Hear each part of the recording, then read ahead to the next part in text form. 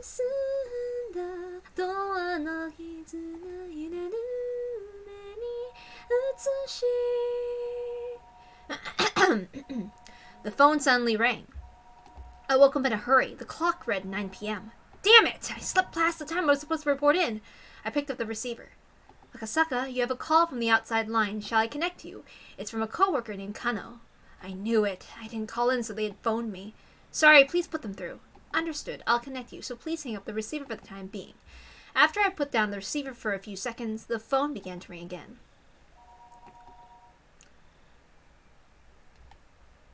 Yes, hello? This is Akasaka! Akasaka, this is Kano. Good work out there. You didn't call in for your regular report, so we called instead. What's your situation? Leaving the lecture for later, my senior coworker got straight to the point.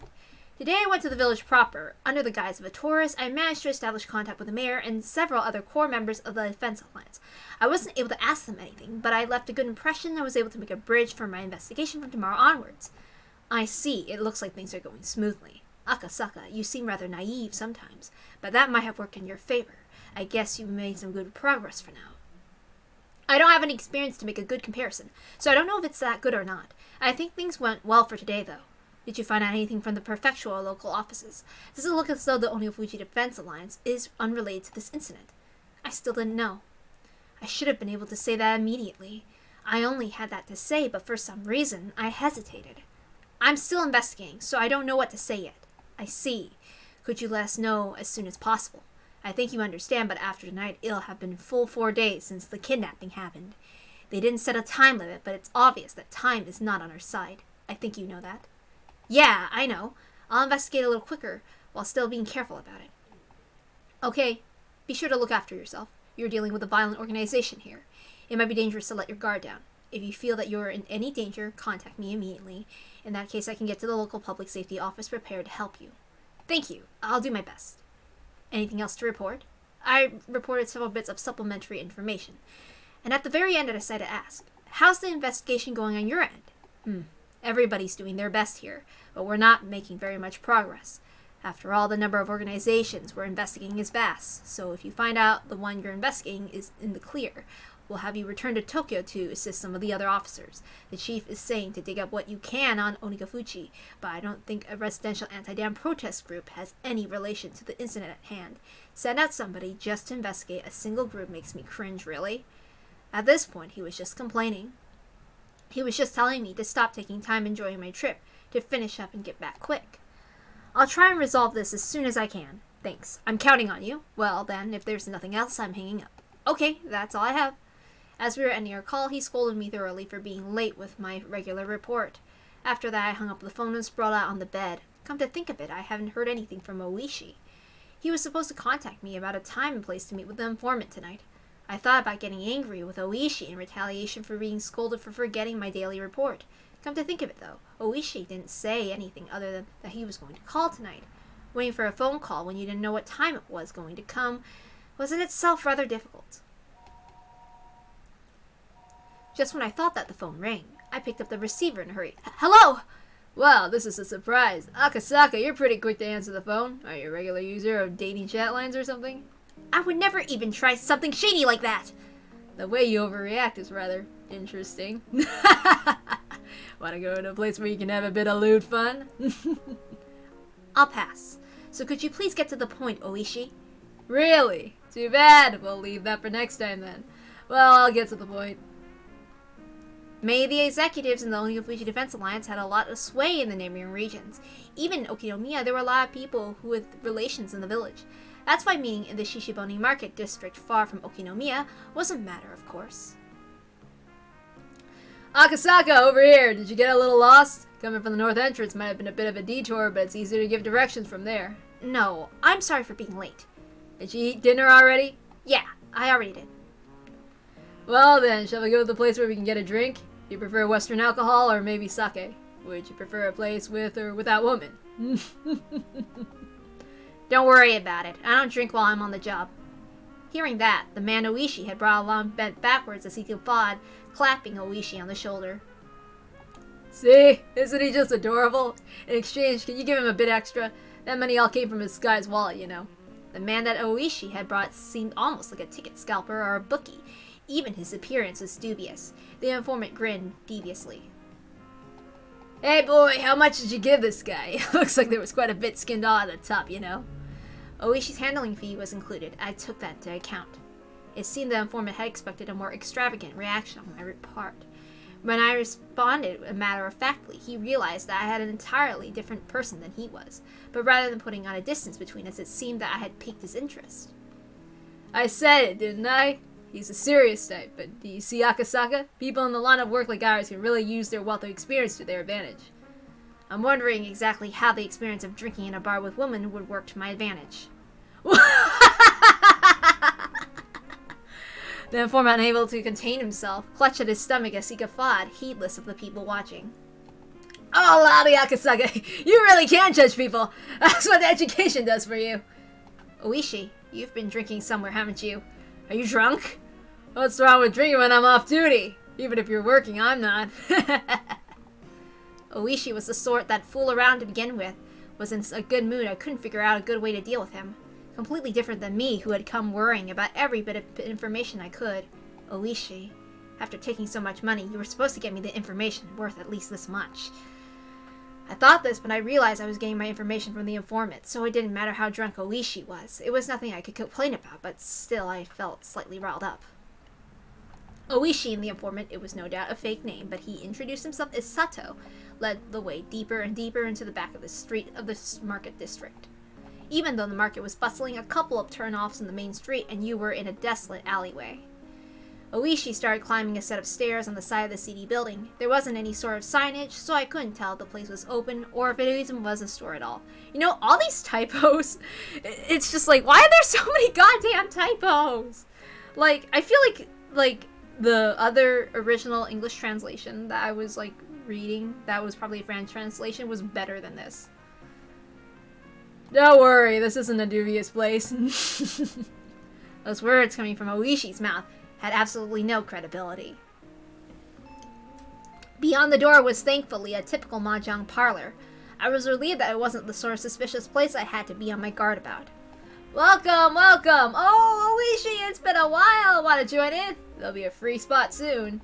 No, I'm here with a group today, so it's fine. Oh, sorry to keep you waiting. Mahjong is a game played with 4 people. It seemed that a middle-aged man who was going to be our 4th had already arrived and was waiting for us. You're late, Corrado. I was just thinking of going home. Oishi made an excuse for why we had taken so long. Eventually, realizing I was a new face, the older man grew interested. That's AKASAKA. He's a rookie who came all the way from Tokyo on assignment. They all have high hopes for him. Boy, can you play mahjong? Well, I played a bit when I was still a student.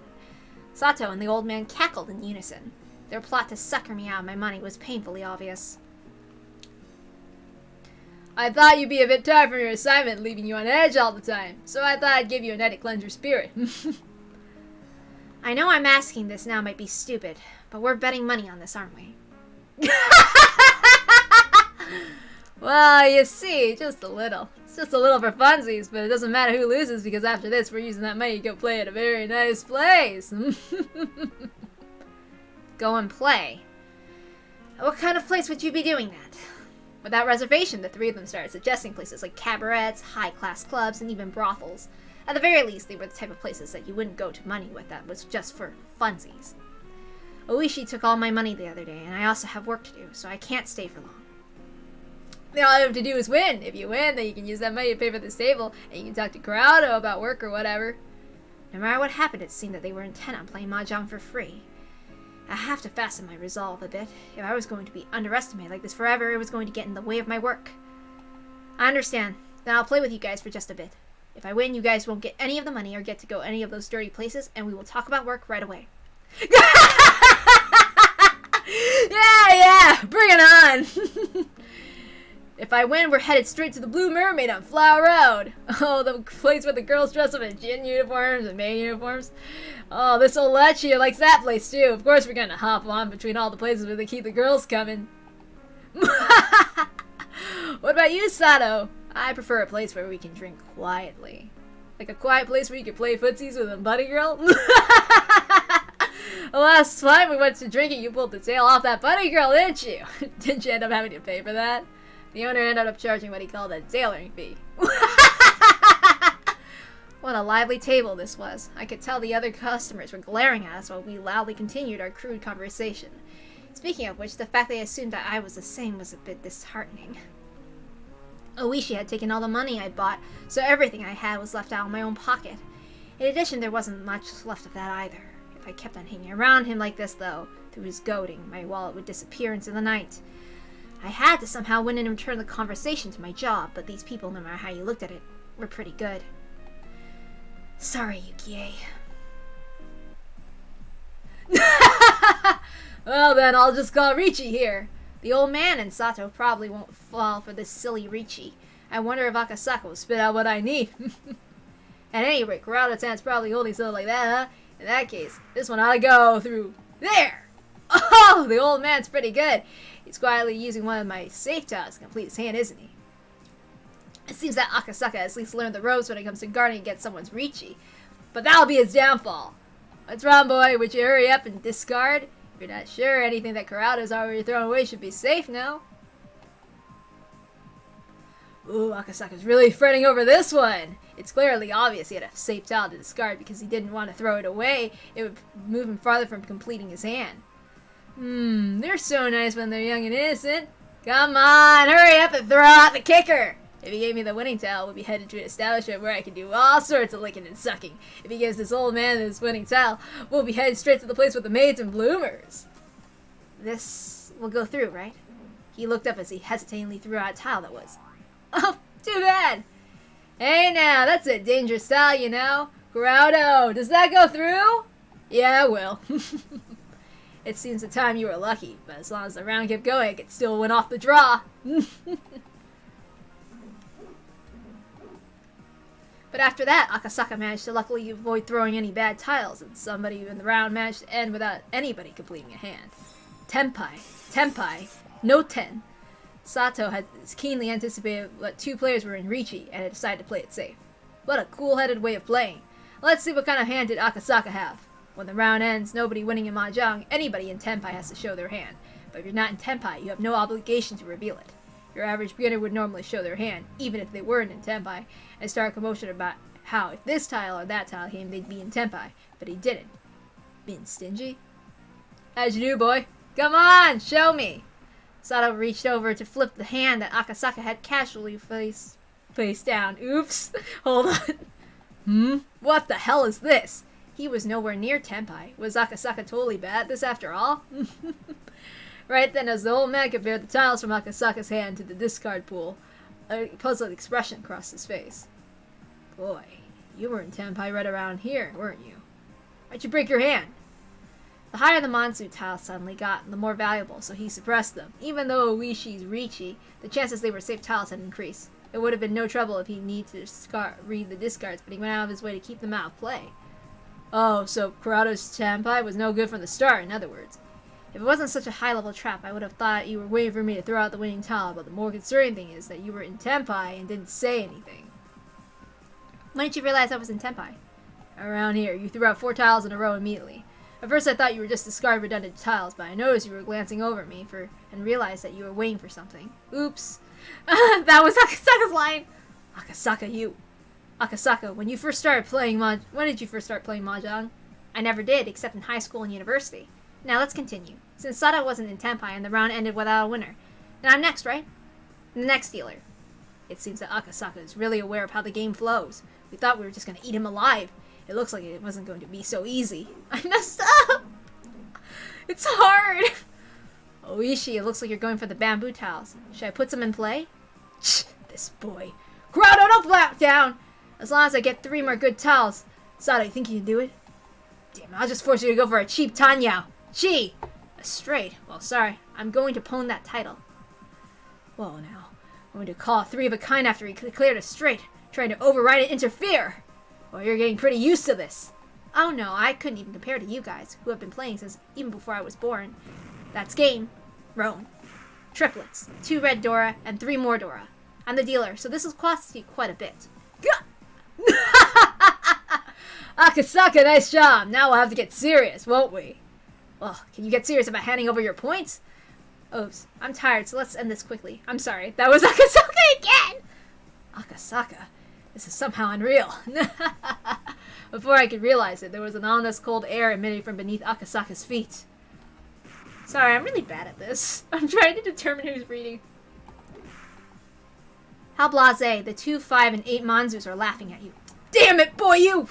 Kurado, finish it! You gotta end this boy's turn as dealer! I hate to admit it, but it seems like the best option. There it is, Roan. Simple straights, 1 Dora. Sorry, head bump. Roan, straight. A head bump? You damn brat! Brat. So you play that sloppily against a brat. Guess that means you're worse than a brat yourself. It's so interesting, the way that you call people things like brat and boy. Akasaka.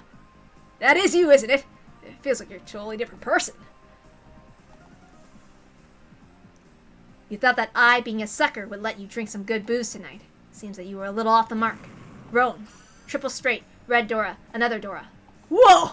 He actually did it! That's why I say you guys are slacking. No matter how you look at it, you have to be able to read such an obvious 3-way weight. Akasaka chuckled as he rested his chin in his hands. That pose was so fitting it was almost scary. Hey, Kurado, this isn't what we discussed! Who the hell said he was a naive sucker right for the picking? Who could it be? Oh, Ishii, this is bad. If he keeps going like this, we're seriously going to lose. Akasaka, for you to make me get serious. It looks like you really want to be milked dry. Hone, that sounds nice. One more time. Akasaka was almost singing at this point. The tiles he had opened were all pin tiles. You can't be serious. Are you really going for the flush? Hone, boy, are you right in the head? You've opened 4 sets. You only have 1 tile left, you know. That's right. Did you know? Winning on a single tile is the hardest thing to read. Are you an idiot? With that much in your hand revealed, don't you think we'd give you a tile you need, do you? I know what you're doing, Akasaka. That's not a flush or a half flush, is it? The fact that you called Pone 4 times means you're already in position for an all-triplet hand. Right now, you're far away in the lead. You're trying to show a flush and goad us into giving you triplets, aren't you? If that's what you think, try throwing out some pins. Left tiles, 5 tiles in your hands, Oishi. They're pin tiles, and you're reluctant to throw away, aren't they? Why don't you try discarding them in order from the left? You must be joking. Is he a Mahjong god? If not, he had to be the main character of a manga or something. Oops, this is Oishi's perspective. I should have realized it sooner. At the moment, the old man sent me a sign under the table. The message was simple and clear. Crowd him. Do it. Crush him. I don't like to cheek against kids like this. Idiot, after being disrespected like this, we can't pull back now. Well, I'm not responsible for what happens, you know? Go ahead. Here we go, boy. Richi! We'll go open. I'm waiting for 1, 4, or 7 of pins. Most likely, the tile that Akasaka was waiting for was one of those tiles. But Akasaka was no longer capable of the winning hand. When I drew from the wall, I switched out the tile that Akasaka would draw. The tile that I put in was 1 pin. One of the tiles that the old man was waiting on. Akasaka discarded it a little while ago, so there was no threat of it being the one he needed. Come on, it's your turn, boy. I knew he was troubled that the tile he drew was the 1 pin. Of course he wouldn't discard it. Boy, you must be aware, but if you discard into an open Richi, it's worth the limit, you know? You don't have to tell me that. The tile that came from Akasaka's hand was an honor tile. Ain't that something? There's only 1 north wind tile left, isn't there? You were counting on a really rough wait, weren't you? But with this, Akasaka's fate has been decided. Heh, brat. You're lucky you're safe, but your hand was only a single tile. You think you'll be able to run away the rest of this round? So, it's going to be like that. Akasaka glared at the old man with a discerning eye. This guy had pretty good instincts. Did he figure out we were cheating? Let's stop this. Akasaka's a step or 2 ahead of us. Fool! You think we'll stop after we come this far? Next! Make him trot! The next tile Akasaka would draw was the 7 pin. With that, it would be settled. No matter which one he discarded, he'd play right into the old man's hand. An unavoidable full payout! When I drew my tile, I sneakily swapped Akasaka's. Achoo! What? Akasaka suddenly sneezed, collapsing the wall of the tiles in front of him. Hey, what are you doing? Sorry, I accidentally knocked over the wall when I sneezed. There's a penalty for that, right? I'm the dealer, so 4,000 to everybody? Or is a penalty my point sticks? Unable to hold back, I guffawed. Akasaka, knowing he was going to be cornered a second time and unable to escape, he took the drastic measure of knocking over his own wall. You're good, boy, to get away from a full payout like that. Oishi, could you not bother putting me in such an obvious trap? If we were at Baba, this would have been the point where I flipped the table. Oh, no. Sorry. I underestimated you. For some reason, you're really good, aren't you? Answer me honestly. You got a lot of experience when you were younger, didn't you? I played Waseda and Takada no Baba, the place where I was accustomed to going to have pretty high rates, and they chewed me out. I made the woman who would become my wife pretty angry, so I washed my hands of it all. Raised the stakes too high? How much were you playing for at the time? It depends on who I was playing with, but it was more expensive when I played in Kabukicho. The largest stakes when I was about 20 times the standard rate. 20 times?! What kind of stakes were those? Did you have the Yakuza at your table or pro baseball players? What's this, Corrado, you buffoon? Where'd you pull this professional from? I give up! Jeez! Boy, it's your way and I surrender! Thank you very much. It was an honor. Oh my, Akasaka, your personality really changes when you play. Why do you even have a day job? You'd have no problem living as a freelancer. To be a pro Mahjong player, you need both talent and luck. I didn't have anything like that supporting me. Luck is luck, but with somebody of your skill, I think you'd be able to make it pretty far. Normal luck doesn't cut it. Calling a con in 1 out of 3, you can aim to win on the extra draw with Fordora. That kind of luck. Akasaka, if you're to judge something like that, you're already bordering on the supernatural. No, there's plenty of people who can do that without cheating or superpowers. There's a person I met in Shinjuku who'd get Doras every time he blinked. He was as strong as a demon. There was a pro I played with in Yokohama who'd draw the tile he needed immediately after calling Ricci like it was an everyday thing. I don't have that kind of luck. What type of folks were those? They weren't named Ryu or Satoshi by any chance. Well then, is it alright if I declare the overall winner then? Yeah, we totally lost. I lost. It's been a while since I lost this big. Still, when you were playing, boy, you were pretty into it. It was kind of scary. I hear that a lot. I don't mean to change gears like that, though. Did I really look that scary? Yep! The three of us not empathically in agreement.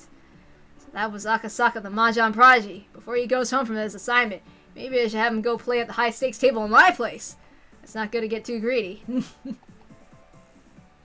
Well then, nothing for it. It was a promise. We'll break our little night study group right now. Sorry about this, old man. That's it for tonight. Nothing you could do. I'm going home to sleep. My body won't last like this. Problems at work? Oh, he's the foreman of the primary construction site of the Hinamizawa Dam. He's butting heads with the residents every day. It's a rough business. That means that's the dam construction guy that got killed. So we already know this guy's gonna die. Around next year, I might be in charge of the second site as well. I heard that Kuroda was pissing blood. He won't hold out much longer. You'll be alright, old man. Your skull's thicker than it looks. I'm not exactly a saint, you know. There's times that just make my blood boil. I especially can't stand dealing with that bratty daughter of the Sonozakis. I think one of these days I'm gonna rearrange her face. No. At least the pay is good, right? I heard the wages were pretty exorbitant. Of course they are. If the pay was cheap, nobody would hang around that god-awful job. Hey, Kurata, exactly when the police are going to tell all the villagers to shut off. There'll be a notice of eviction from the government, right? Maybe. I wonder when that'll happen. The old man who identified himself as the foreman of Hinamizawa Dam spewed a few complaints until he felt better about it and left quietly. Well then, let's go. I'll leave the rest to Sato. Oishi, are you going home? If I'm here, I'll just be in the way, won't I? Besides, the one who brought Sato's services was you. I didn't pay for my share. Oishi was kind of sketchy, but he was strangely conscientious about some things. I felt quite a bit of a gap between myself and Oishi's generation from that part of him I didn't comprehend. And boy, no, I can't call Mr. Mahjong here boy no more. Is Akasaka alright with you? Yes. Then Akasaka, shall we go? Okay, I have to admit though, Akasaka is really one of my favorites. Well then, Akasaka, later. If you're having any trouble, you can count on me anytime. I don't have any more money to pay you, you know that? You can just give back a little of what I lost tonight. Oishi, seemingly not having his fill of playing around, but without overstaying his welcome, disappeared into the night. Oh boy. Oh, that was fun. It's easier for me to read it in the manga because, like, when I don't have any indication of who's talking, sometimes I get confused. The informant named Sato had me get into his car before he set off. Okay, I know I said one honorific when I was doing with Rika-chan or something like that, but usually I don't. I only do it purposefully, but yeah. Anyway, he favored narrow roads and made numerous short left turns. Checking in for being followed? Yeah, you know a lot about this. Checking to see if you're being tailed by making left turns was a rather classic technique. If it was just a single pursuer, you could perform it that way. But if you're being tailed as a team, then this archaic method wouldn't let you shake them. Of course, doing it anyway was better than not. I didn't hear anything from the boss as to who as you are, Akasaka. Related to the police? If you're familiar with checking in for being tailed, the only other possibility I can think of is something like a private detective. It's not something I have to say.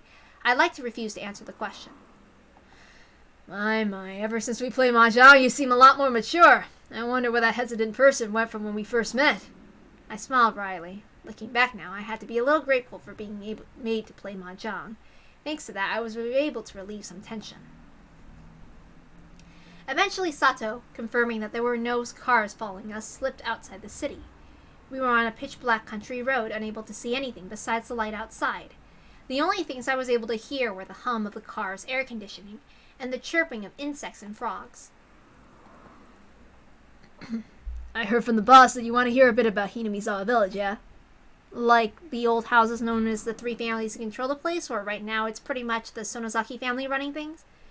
If you know that much already, I'll cut out the introductions. Then, if you would, can you confirm or deny if the Onikafuji Defense Alliance is involved with the kidnapping of Minister Inugai's grandson? Sato checked the rearview mirror one more time to confirm whether there was anybody behind us before speaking. Last night, the Sonozaki main house held a family council. Did you hear about it from the boss? No. If it was a normal meeting, then it would be called all the relatives coming together over a nice cup of tea or something.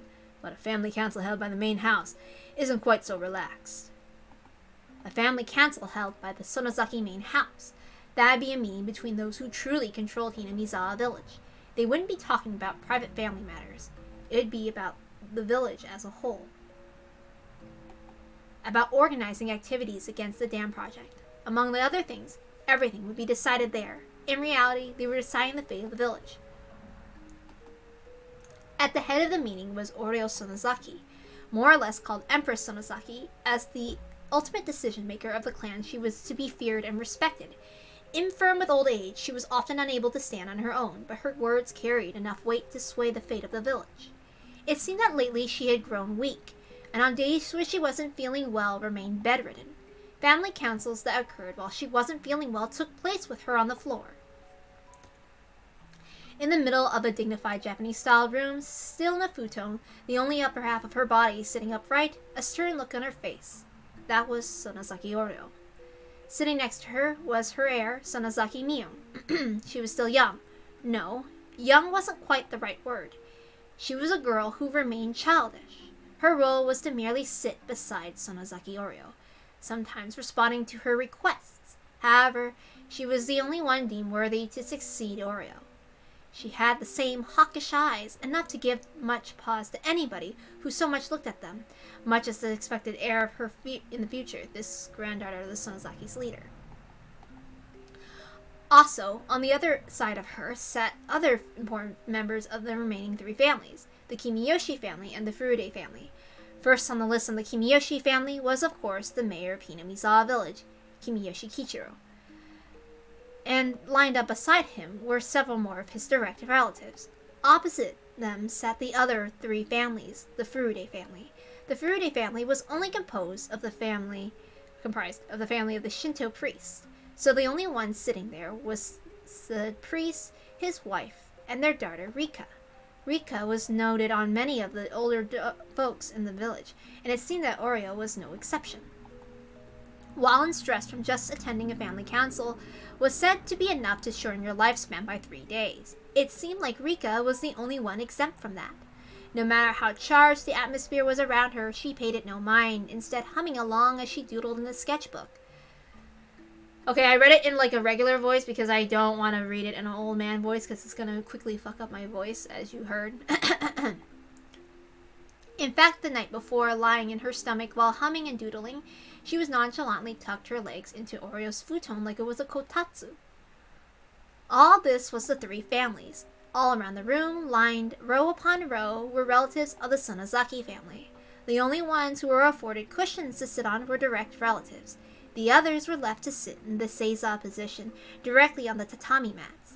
With Empress Sonozaki enshrined at their center, they were almost like a giant snake coiled around the room. It was decided that everyone would sit in order of their rank. The number of people from the Sonozaki family was overwhelming. The fact that the Sonozaki family held so many seats at the meeting where everything pertaining to the village was decided made determining where the balance of power was held in the 3 families as clear as day.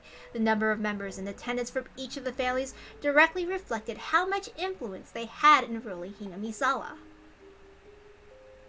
What was talked about at that meeting? Sato, after remaining silent for a while, quietly began to speak. Because I don't want to read it as Sato, okay? It's going to screw up my voice. Wasn't our monetary gift of appreciation to the media a little large? Breaking the long moment of silence was the head of the Kimiyoshi family, Kimiyoshi Kichiro. The Onikafuji Defense Alliance wasn't a business. They were nothing more than a private organization pushing for the cancellation of the Hinamizawa Dam project with no reliable source of income. Fundraising had always been a problem. When they first started operating, they had managed to collect a sizable amount of funds through donations, but as the conflict dragged on, that amount was steadily declining. This isn't an era where you can get what you want just by throwing rocks. It's very important that you don't underestimate the power of the media, and we want to borrow some of that down the road. The expressions of the people related to the Sonozaki family were sullen. As one who suggested they should borrow the power was the family head, Sonozaki Oreo. The battle just wasn't about force of arms. In the civilized age, there were civilized methods of fighting. Oreo suggested that creating a strategy incorporating the mass media. Oreo's foresight was spot on. The effects of that plan, while first unclear, slowly began to manifest. The physical confrontation as the construction site was meant to delay progress on the dam by even 1 day. Then the propaganda war using the media was aimed at attacking the dam project itself. At first there were those who had doubts about that strategy, but there was nobody now who called those results into question. But in order to maintain those media ties, a colossal amount of money was required. As long as the amount of funds they had were abundant, things would turn out fine. But it couldn't be argued that it was a massive expense, but the results spoke for themselves. But with the conflict continuing to drag on, the circumstances had changed.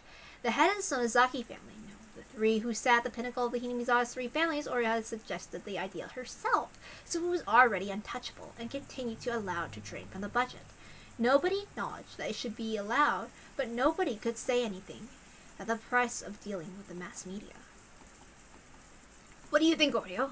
The only person who could object to a plan proposed by the head of the Sonozaki household herself was probably Mayor Kimiyoshi. Oreo, with a hard-to-define expression on her face, as if she had severed herself from the fetters of mortal emotion, simply listened quietly to Kimiyoshi's words. But really, it was hard to tell if she was quietly listening or didn't even have the intention of listening at all.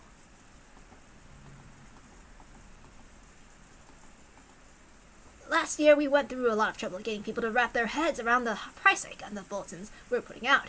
We convinced them it was just one time. If it would just wouldn't do if we had another year this, right, Furude? The mayor looked at the priest, his wife from the Furude family, for affirmation. The priest gave a vague expression, avoiding a prompt response, but his wife gave her answer without a second thought. That's right. The costs of the bulletins are a particularly harsh burden for the poor families. Everybody is dealing with it for the sake of the village, but it's best we don't increase the prices anymore. The bulletin was, as its name implied, a bulletin published by the Onikafuji Defense Alliance. It outlined the alliance's activities, ideals, and resolve, but you couldn't deny the contents were rather piecemeal. That bulletin's main goal wasn't to inform people, but rather was something to sell to businesses and people living in the village or connected to it, and using those sales to collect funds. In other words, it had become something of a tax. Of course, it didn't have to be said that this was one of the main sources of income from the Onigafuji Defense Alliance. Originally, purchase was supposed to be voluntary, but in Hinamizawa, it had suddenly become the opposite. In the neighboring towns as well, it seemed that many businesses were buying copies just to avoid butting heads with the Alliance. The priest whispered to his wife not to say anything unnecessary, but was struck down decidedly with a cold glare. Cowering from that glare, the priest shut his mouth. The priest's wife always held the power in their relationship. That was because she was one who carried the Furude bloodline. The priest merely married into the family. He was nothing more than somebody who adopted the name just to join the free families. He should have been able to find a spot fairly high up in the hierarchy of things, but the lack of authority in his voice meant that he had still not gained any favor. Casting a backwards glance at her rather disparate parents, Rika continued to doodle whimsically without paying them any mind. Signaled by the look of Oreo, Mio brought her ear closer to her grandmother. There was something to be said to her in a quiet voice. After responding with a couple of questions, with a nod from Oreo, Sonozaki looked around the room and conveyed her grandmother's words. There will be no freeze on the price increase for the bulletin. Himeyoshi made a face like he had bit into something unpleasant, but that expression quickly disappeared like it had never happened at all. But Mio, I think you already know this, but the cost of the bulletin is by no means easily affordable. It's a burden carried by everybody in Hinamizawa. If we make people carry too much of that burden, it's possible it will collapse from the inside. And who on the inside would start that collapse? Who? I didn't mean it like that. I'm asking who would be the first to buckle.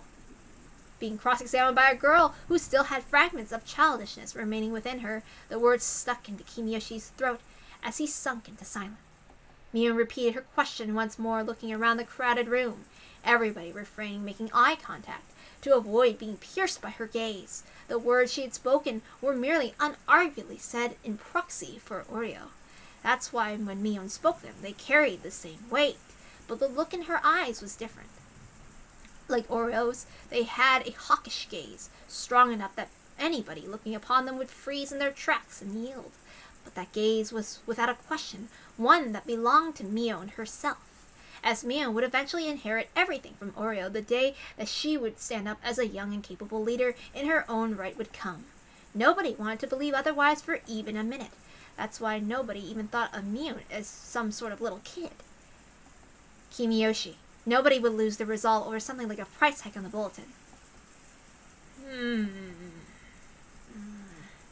Kimiyoshi, while grumbling a little bit, made a gesture as if to say he had no objection. The expenses related to the mass meal will continue. If those expenses become too much, we'll have no choice but continue the price hikes. Mion had rendered her judgment. Everybody bowed their heads, silently listening to her words. In the name of Sonozaki Mion, as acting head of the Sonozaki family, I hereby declare that all this shall be effective immediately. There shall be no objections, and any opposition shall be removed by force. The formal decree was read aloud, indicating her judgment. There would be no retrial, but there was a certain authority behind those words that even a courthouse couldn't compare to. If she was a judge, she would rather have banged her gavel, signaling that the matter was settled. Mion pulled out a large bell from inside her clothes and rang it. Everybody present could only prostrate themselves with the harsh sound of the bell. Well, that's a rather old-fashioned family council, isn't it? A young guy like you would probably find it hard to believe. In an antiquated place like this, these types of things have firm roots. It was exactly as Oishi had said. The old systems of the three families had vanished, and now the Sonozaki family was running things by themselves. On top of that, their rule was borderline despotic. Was that the end of the meeting? No, there's more. I'll continue. Eventually, after the ringing of the bell ceased, there was a deafening silence. Within all that, a lone man shuffled closer to Mion and whispered something in her ear. Mion asked several questions quietly in response. When she was satisfied, she motioned for the man to leave. The man who talked to Mion was a member of the gang that her father was a leader of. That organization had the entire area of Shishibone City under its control, so it was quite well known even here. Of course, this was talking about the criminal underworld, so it's not like anybody would know.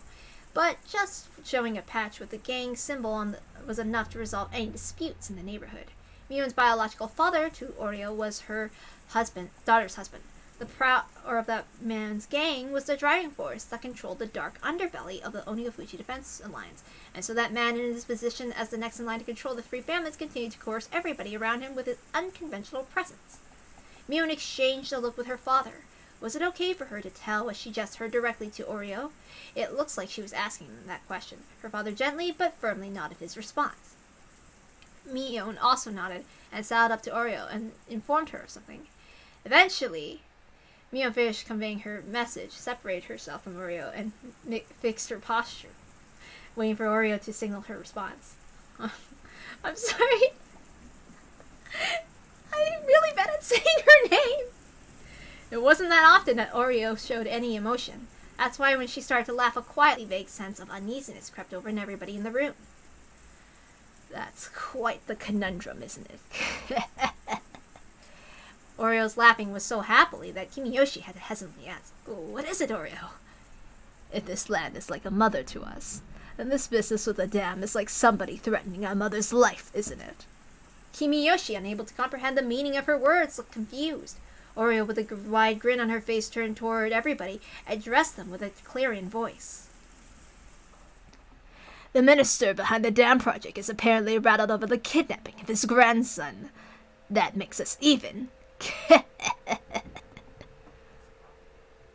That's absurd! Information of the kidnapping of Master Inugai's grandson shouldn't have leaked from anywhere. How'd they know? Even if we didn't know about the kidnapping incident, exactly how did an antiquated household so far away from Tokyo come to know of it? It was a tranquil place, but I couldn't help but have an uneasy feeling about Hinamizawa Village. At some point, I'd mentally filed this place away as unrelated to the incident at hand. That mental paperwork had just blown away in the wind. Oops. How did the Onigafuchi Defense Alliance know about that? Sato, unable to come up with an answer, fell into silence. I'm sorry, please continue. Sure. The Minister of Construction's grandson was kidnapped? Oreo, is that true? That major of the incident was nowhere to be seen in the newspapers or on TV. But in Hinamizawa, there was nothing strange about Oreo knowing something that the rest of the world didn't. Our pain is the pain of losing a mother. I don't think it completely makes up for it, but the pain of losing a grandchild. You'll have to bear with that for a bit, don't you think? That last question wasn't addressed to anybody in particular. It was as if she was looking for consensus. Still, land and a human child are different things. I don't mind hiding him here, but I want no harm to befall him. That child isn't to blame. Make sure to keep that in mind. That means that the Onigafuchi Defense Alliance were involved in that kidnapping. I can't say for certain. Why, even though their leader Oreo was clearly giving orders on the treatment of the kidnapped child? Lad, you see, this is what the Sonozaki family always does. Always does. What do you mean by that? Let's say there's a particular problem. On one hand, that wasn't favorable for the Sonozaki family. If Oreo shows concern over that particular problem, hearing that somebody who attended the family council would be helpful. As a result, Oreo's wish would be granted. However, neither Oreo or anyone else would actually know who did it. With this kind of clever little ploy, the Sonozaki family were able to manipulate events, even though they had their hands laid out on the table. I know Sato is reading it, but I don't care. It's easier for my voice. Then that means that somebody who was at the family council was the culprit? Or there's a possibility that there never was a culprit in the first place. Oreo herself in that room, full of people, didn't explicitly say that somebody pulled out the kidnapping. She was just giving her opinion. It was an odd and unpleasantly secretive way of doing things. Were they involved or weren't they? I couldn't see beyond the veil. This much, however, I could say with certainty. This kidnapping was an ironclad secret. No matter how high a position somebody was in, even they wouldn't know about it. If there was somebody who would know about it, they would be connected to public safety. In other words, one of us. The only other option were people were connected to the case itself, including the minister. There'd be people affected by the incident, or the people that committed it. In any case, there was no way an old household in a place removed from Tokyo by over 6 hours in highway travel should know about it. Them knowing about it already was strange. My suspicions began to accumulate, like falling snow. That's as much as Oreo said in regards to the kidnapping. Hopefully what you wanted to find out was in there. After this, it's up to you. I don't know what kind of work you're doing, but if you're going up against the Sonozaki family, you best prepare yourself. Wish might be fearless, but even he's been attacked 2 or 3 times. He hasn't been wearing lately, but at one point he was wearing a stab-proof vest while off duty. Oh. Thanks for the warning, I'll be careful. You speak pretty well.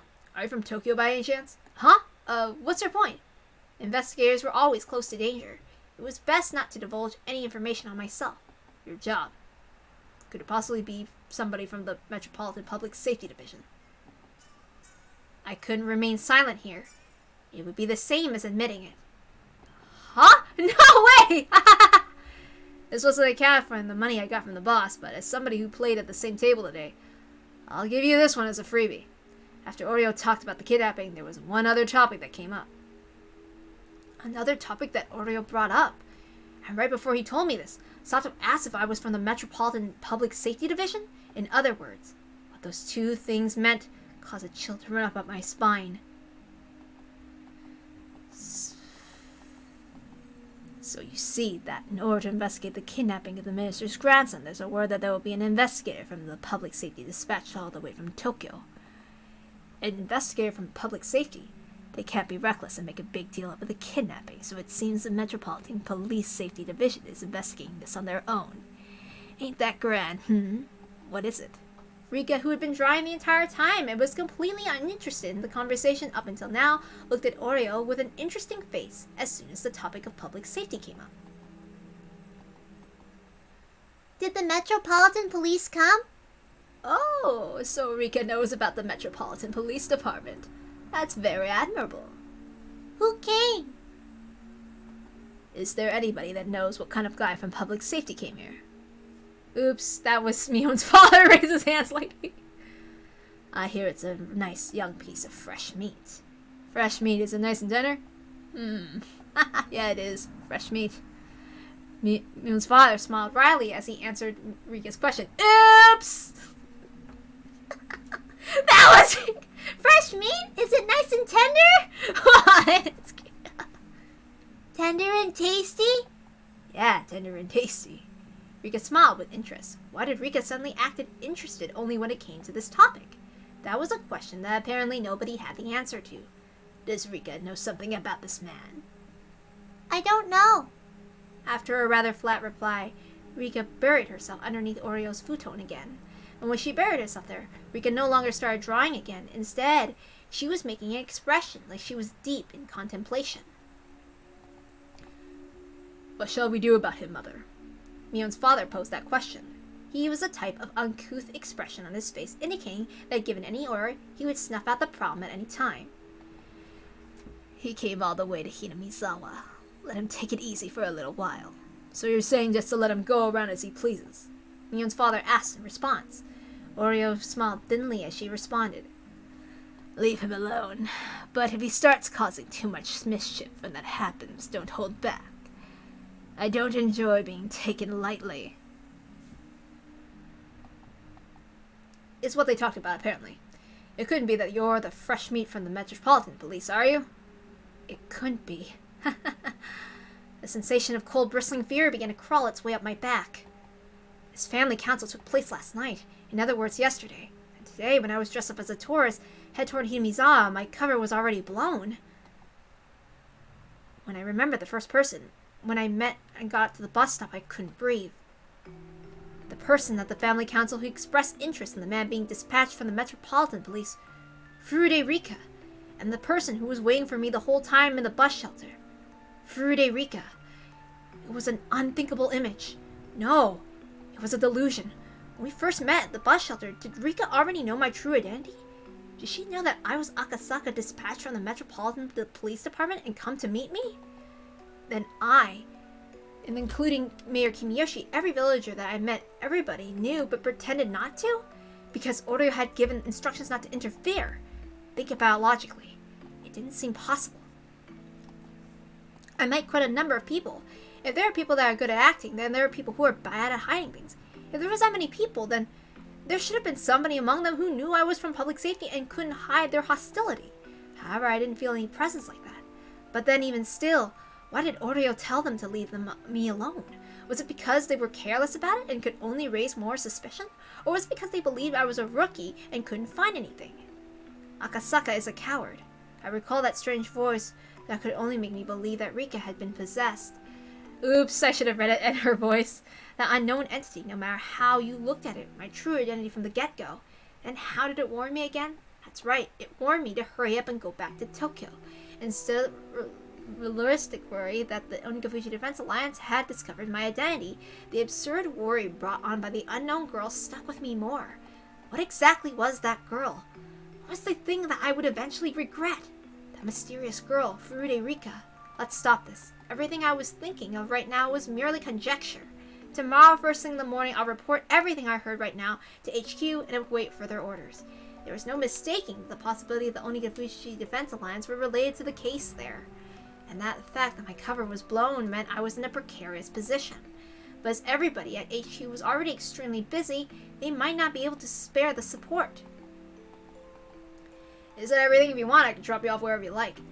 Sorry. In that case, the station where we originally met, please. A rural road where even street light was rare. I couldn't see anything. I wasn't aware of anything but the asphalt that was lit up by the headlights. Outside of that light, was it simply darkness, or was there something lurking there waiting to strike? I had to think I knew the short straw here. I wanted to go back to Tokyo. For some reason, the voice of the girl warning me to go back to Tokyo still lingered in my head.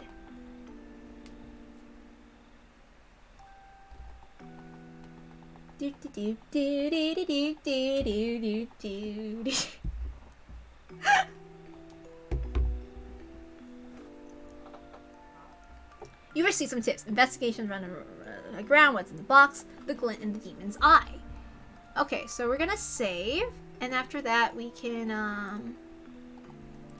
we'll read the tips, and then we'll conclude. The investigations run aground.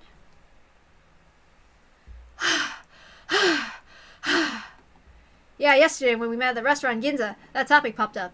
That's overstepping their boundaries, isn't it? They're meddling too much with the public safety. If they keep doing that, they're going to set a bad precedent. It seems that Minister Inigai is openly uncomfortable about the ways public safety is doing things. The Vice Minister is probably going to say something to that effect during Monday's debate session. But what can you do? We only have the director's address, Vice Minister. That's why we pay him the big bucks. Well, it comes to that, they're going to ask him a proof of the minister is being threatened. Sometimes I don't know what side he's on. If he's on ours, then what? Well, he's probably getting some pressure from the minister. We'll probably just have to proceed with the investigation while he sweats it out in the Vice Minister's office and buys us some time. He might get so wrung out to dry that all that'll be left are dregs, though. So, how's the investigation going? All the juicy leads I was pinning my hopes on turned out to be duds. Honestly, I'm at a loss. There are reports that the Hinamizawa Dam project have been showing up lately a lot in the minister's press releases, so what about that? Well, you say showing up, but it's really more of a very slight feeling that something's strange. He just happened to mention it during his speech at the Access Professional Forum, so it just might be that something he was mentioning because it was relevant at the time. If I remember correctly, a local organization there was protesting quite violently, the Onikafuji Defense Alliance. I think AKASAKA was investigating that. I think those guys could possibly be behind what's happening now. If we can't say there's anything overtly suspicious about them, it might not be proven to remove them from the picture. AKASAKA reported in passing that he couldn't deny that possibility. Then, isn't there merit in investigating them? We're going through everything with a fine-tooth comb, so if they're the ones with the suspicious groups that are left, we'll eventually have to. Well, they're not the only group that we should investigate, right? If we're just talking about the groups that are suspicious as Onikafuji, there's quite a few of them. We don't have the men, the time, or the money for it all. I'll try asking for more details from AKASAKA. I feel like we should pay some extra attention to this defense alliance. He's reported that he's established a rapport for the villagers. It seems that he's collaborating with the local police. Keep your contact with AKASAKA on the down low. Also, if there's anything in this info that merits investigation, it's possible we can send reinforcements. Got it. Sorry, Chief Kataoka. There's a phone call from the director. Should I transfer it over here? No, it's okay. I'll head over there. Yes, hello? Okay, so, sorry, I'm not reading it dramatically because it's just a tip. So yeah, what's in the box? I feel like this might be a certain line from someone. So I'm going to read it. This time I will read it dramatically in that voice. So hopefully I'm correct about who this character is. Do you believe that there are choices in life? There are many people who lament the following. If there only existed points in life where there were clear choices to make, we'd be able to scrutinize those carefully and make decisions that would lead us to a better future. Every time I hear people lament as such, I cast it off as a rather trivial worry. Even if you were given a clear choice, it wouldn't be meaningful at all, and there wouldn't be any such path to a better future. This is hard to understand. Then let's pretend that in front of you there are two strange boxes. In other words, you have two clear choices. Do you open the red box or the blue box? A lot of things would be uncertain even with that choice, wouldn't there? If you don't have the option of opening neither, then your choice boils down to the natural impulse of opening the box that holds the better result for you. Then after examining the shape and the features of each and pondering a great many things, you have to either pick the red or the blue. If this was you, which box would you open? Red or blue? If you were to go by the traditional means, red would be a dangerous, threatening color. However, that doesn't automatically mean that it would be calming and relaxing instead of the blue box either. In fact, it might even mean that the colors are a trap, making you wary of the red box and have you open the blue. A trap. Could it be the contents of the box aren't a reward, but rather a penalty? See, now you're at a loss. You're so conflicted over the choice between red and blue that you've started wishing there was an option to open neither and just leave. But there isn't. You have to open either the red or the blue box. Oh, I forgot to say this, but if you choose one box, the other will disappear. So you'll never know the contents of the box you don't open. I'll just put that rule at the end there for you. Now, why don't you choose? The red box or the blue box? It's all right. You won't lose anything by picking either one. Come on now. Open the red box or the blue box.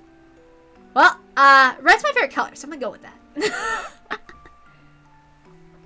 Have you thought about it? In the end, you chose this color, didn't you? As soon as you chose, the other box disappeared. So you can give up on the contents of that one, okay? That's the rule. Now open up the box you chose. Inside the box was a piece of caramel. I know you're a little disappointed. Well, that's only natural. No matter how you look at it, it looks like you drew the dud. The correct box might have had a bar of chocolate in it for all you know. No, in fact, something incredible like a pair of tickets to Hawaii might have been in there. But even if you wanted to verify that, the other box had already disappeared. There's no way you can check now. But if you think about it from an optimistic point of view, just maybe the other box was empty and this box was the winner. And being satisfied, or perhaps not, with such a cheap prize, you pop it into your mouth and start chewing it happily. So what do you think in the end? If you were given a second chance, would you try to open the other box? But unfortunately, the chance to open between the red or the blue box has come and gone, never to be seen again. The chance to change your selection will never come. Don't your parents often say every choice you make in life only happens once, so choose carefully? See, choices aren't that great after all. Aren't you a little disillusioned now?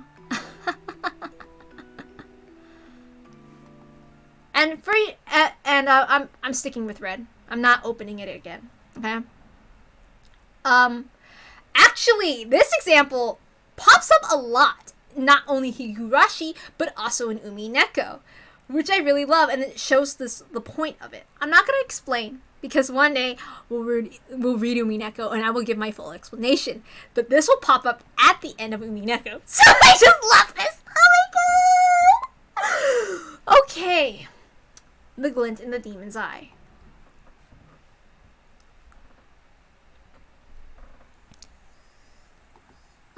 Okay, so I don't know who's reading, but yeah. Yeah, so the wake will be from 6 p.m. tomorrow, and the service will be will be the day after from noon until 1, the venue from the Okinomiya Ceremony Hall. I see it's Deputy Mayor Ikezawa's grandson's funeral we're talking about. We have to pay our respects.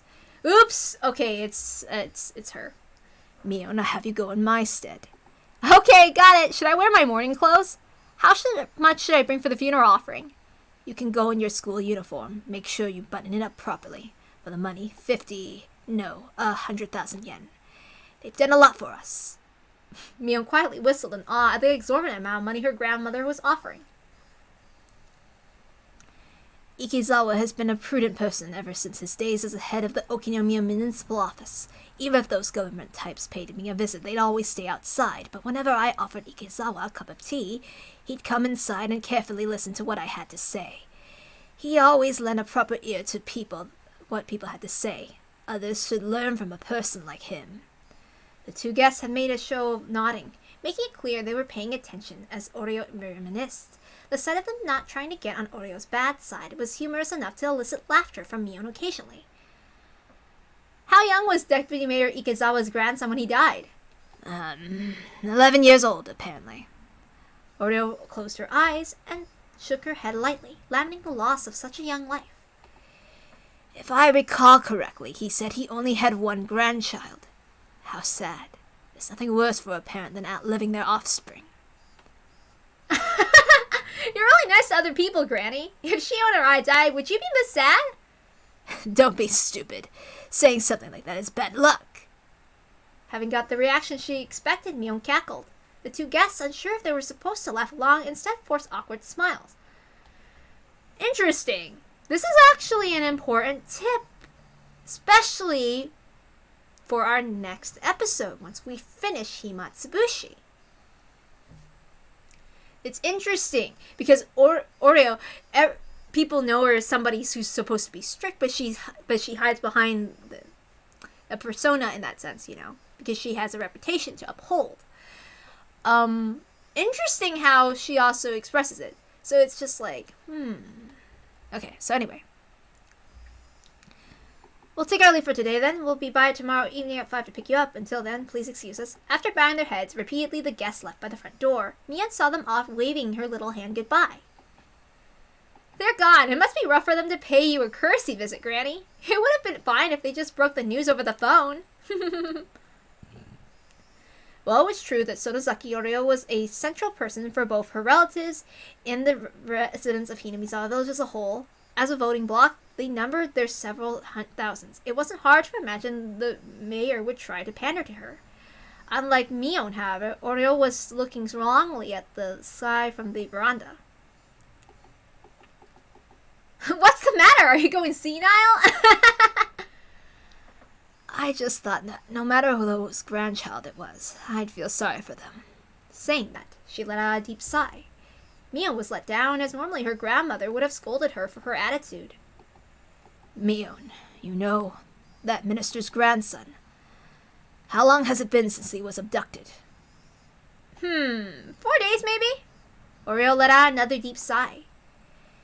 He may be the grandchild of her bitter enemy, but I still feel sorry for him. Really? That's enough of a warning. We should bring this to an end soon. The playful expression drained from Mion's face, leaving behind a stern one. And then, as if to ascertain Oreo's will, looked into her eyes. Oreo, expressing her intentions with only those eyes, looked back into Mion's. I want some tea. Could you call for some? Some of that chocolate, too. Mion gave a small nod and turned around. Shimiko, are you still there? Oh, wait. Oops, that was me! Let's try again! Shimiko, are you still there? Grandmother wants some tea. Could you prepare some? From far away, a voice responded in affirmative. Mion, after confirming that she'd been heard, picked up the phone and began dialing. Hello? This is Mion, yeah. Is my father there? Okay. So, I wonder what that hints. Anyway. I already read it, so. But, yeah. And I don't want to give, I don't want to spoil things, so. Before we end things, I want to talk a little. So. That's interesting. What was it that I wanted to say? Goodness gracious. I'll also check the thing, so. I might as well check the stream. Oh, hi! I was probably really like to say hi to the person that showed up. Oh, okay. So anyway, I also wanted to say that one of the comments that was on the stream, that I made it a YouTube title for the Let's Play when I uploaded it. So what I wanted to say about what happened. What did I want to say? There was something that I wanted to say. I don't remember! Goodness freaking gracious! Okay, I just had a thought and I completely forgot about something about Mion or something or whatnot or something. What did I want to say again? Oh my god, I can't even think.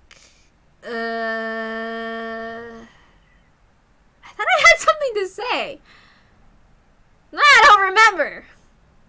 Dang it! What happened? Well, I gotta go then. Good night. I forgot. God damn it. I hate that.